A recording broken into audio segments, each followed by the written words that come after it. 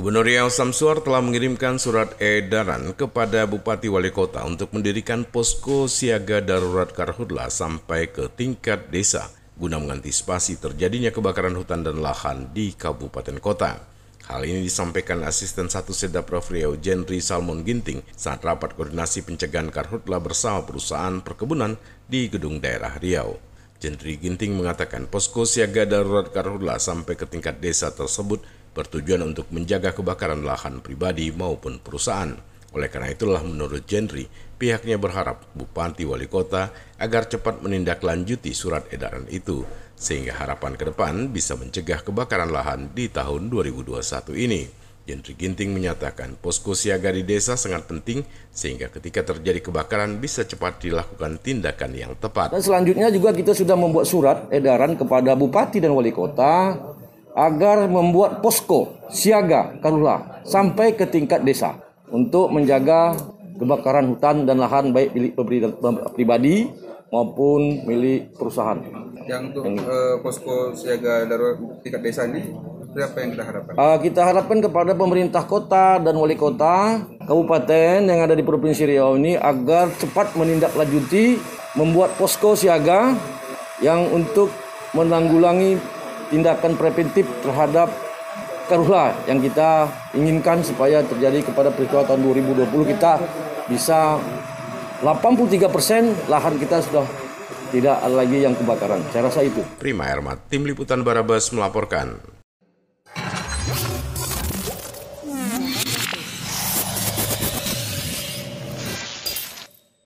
Pemprov Riau mengingatkan kepada perusahaan-perusahaan perkebunan yang ada di Riau agar bisa melakukan tindakan preventif atau pencegahan kebakaran lahan di area perkebunan yang dikelola pihak perusahaan.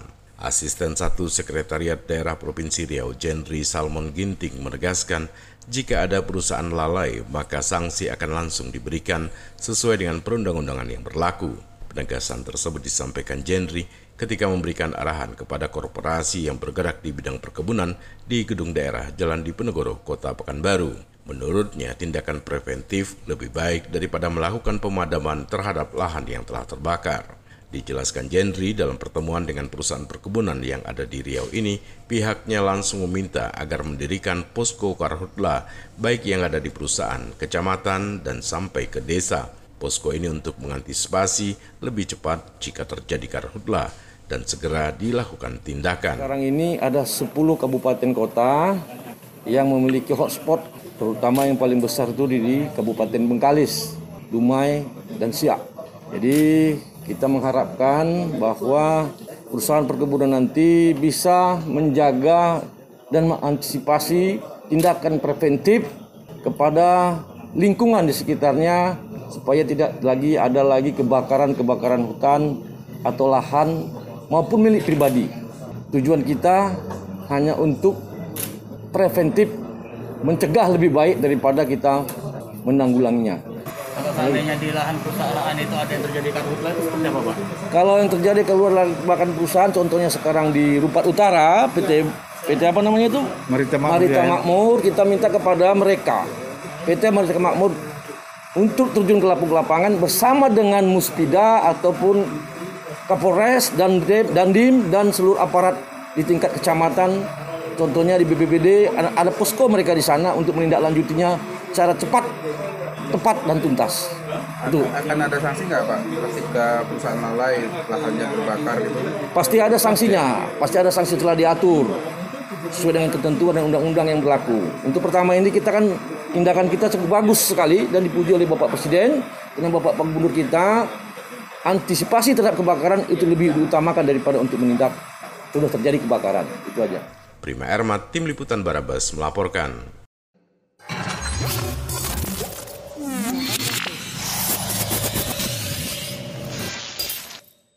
Sampai hari ini data Dinas Kesehatan Riau menyebutkan Laboratorium Biomolekuler RSUD Arifin Ahmad telah memeriksa 229.987 spesimen. Jumlah spesimen ini merupakan spesimen swab kiriman dari kabupaten kota sejak lab biomolekuler tersebut mulai beroperasi pada April 2020 lalu. Hal ini disampaikan Kepala Dinas Kesehatan Riau Mimi Juliani Nazir kepada wartawan di Pekanbaru. Lebih lanjut, menurutnya, untuk kasus terkonfirmasi COVID-19 di Riau sendiri, saat ini jumlahnya mencapai 31.836 kasus. Dari jumlah itu, pasien yang sembuh sudah 30.094 orang, namun 774 orang diantaranya meninggal dunia. Sedangkan pasien yang masih diisolasi mandiri berjumlah 684 orang dan dirawat di rumah sakit 284 orang. Lebih lanjut, menurut Mimi, melihat masih cukup banyaknya pasien COVID-19 di Riau, maka ia tidak bosan-bosan menghimbau, walau vaksinasi telah diberikan, namun penerapan protokol kesehatan tetap harus diutamakan. Pada kesempatan yang berbahagia ini, karena kita masih dalam kondisi pandemi COVID-19, untuk menurunkan angka kesakitan dan angka kematian akibat COVID-19, saya mengajak kita semua untuk mensukseskan pelaksanaan vaksinasi COVID-19 dan tetap menerapkan protokol kesehatan, menggunakan masker, menjaga jarak, mencuci tangan secara rutin, dan menghindari kerumunan, serta membatasi kegiatan di luar rumah. Salam sehat buat kita semua. Prima Ermat, Tim Liputan Barabas melaporkan.